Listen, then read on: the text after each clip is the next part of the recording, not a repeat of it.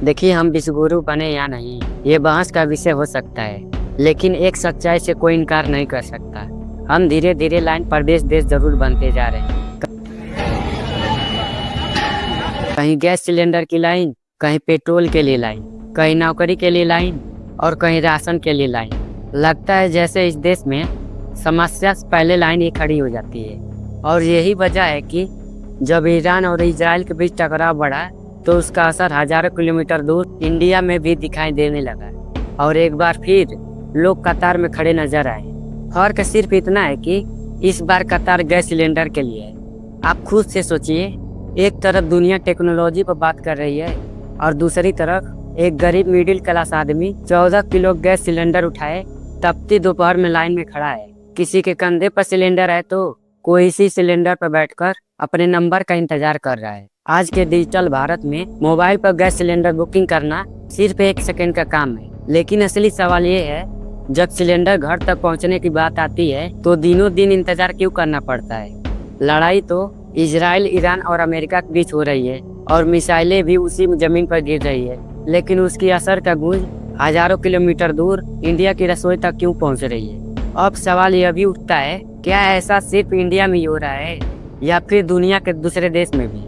कई गांवों और शहरों में लोग इंतजार कर रहे हैं कि कब गैस सिलेंडर आए और चूल्हा जले। यहाँ तक कि धार्मिक नगरी अयोध्या में भी ऐसा देखने को मिला। यही सवाल अब लोगों के मन में उठ रहा है। एक तरफ हम अंतरिक्ष में नई उपलब्धियां हासिल कर रहे हैं, यहाँ तक कि चंद्रयान 3 मिशन के जरिए चांद पर पानी खोजने की बात करते हैं, और दूसरी तरफ जमीन पर लोग गैस सिलेंडर के लिए लंबी कतारों में खड़े नजर आते हैं। तो क्या ये कतारें हमारी किस्मत बन चुकी है या फिर यह समस्या पूरा दुनिया के साथ हो रही है। और अगर सच में यह संकट पूरा दुनिया झेल रही है तो सवाल ये भी उठता है, क्या हमारा सिस्टम इतना कमजोर था कि सिर्फ 1 हफ्ते के तनाव में भी सही तरीके से संभाल नहीं पाया, या देश के अंदर महान लोगों ने कालाबाजारी कर ली, और कर ली तो मोदी जी क्या कर रहे थे। हालात ऐसे हो गए हैं कि लोग गैस सिलेंडर पाने के लिए आपस में बहस और धक्का मुक्की करते दिखाई दिए। कहीं कहीं मारपीट की जैसी घटनाओं की तस्वीरें भी सोशल मीडिया पे सामने आई। इन हालातों को देखकर कई लोगों के मन में 2016 वाली नोटबंदी की याद आ गई, जो लंबी लंबी कतारें देखने को मिल रही थी। और आज फिर कुछ जगहों पर गैस सिलेंडर के लिए वैसे ही तस्वीरें देखने को मिल रही है।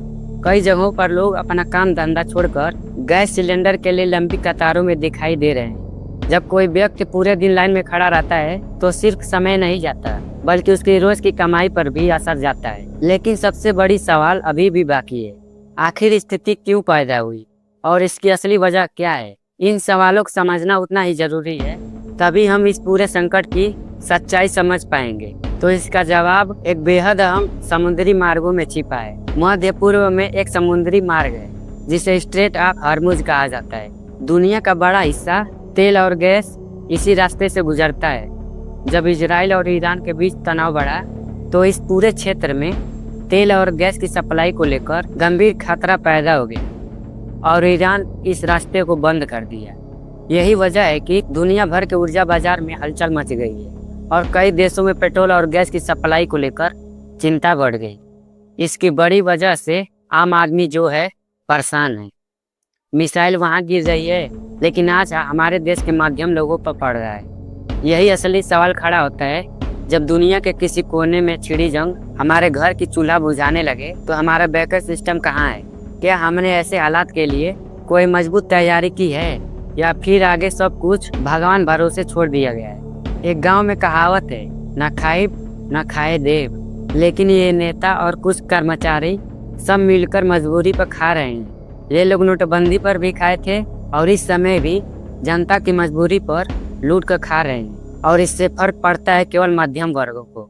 दोस्तों, अमीर को कभी नहीं फर्क पड़ता, वो तो ब्लैक में खरीद लेगा, लेकिन गरीब आदमी क्या करेगा।